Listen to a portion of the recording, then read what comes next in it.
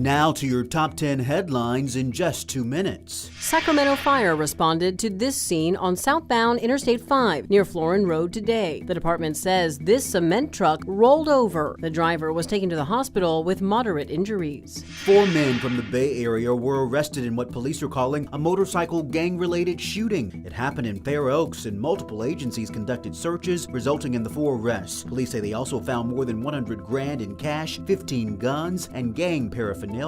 Last Friday, the Sonora Police Department arrested 32-year-old Dannon Brewer. He's a registered sex offender, and he's now being accused of exposing himself in a, quote, obscene and offensive way. Police say the victims who reported the crime were not physically harmed. The Pasco County Sheriff's Office arrested 2 people for allegedly tampering with and stealing from unlocked vehicles near Auburn and Colfax. Deputies took both 73-year-old Donald Malone and 48-year-old Aaron Lynn into custody. UC Davis says staff and classes were relocated from Hunt Hall after all floors of the building had extensive flooding. The building is the home of the landscape architecture and environmental design departments, and maps and posters and computers were destroyed. Officials in Mexico say at least 27 people have died after a major Category 5 hurricane made landfall. Meteorologists say the impact was so big because many of the models did not anticipate the storm would grow so quickly. The Mexican government is now sending nearly 1,000 workers to help.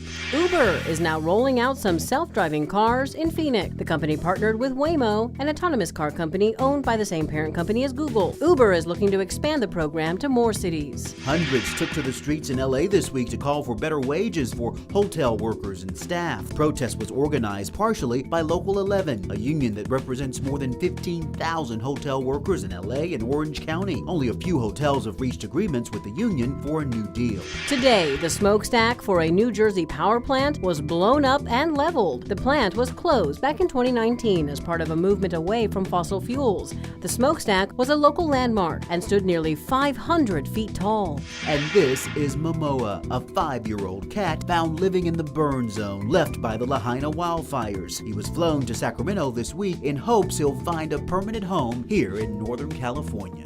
And those are your top 10 headlines in just 2 minutes.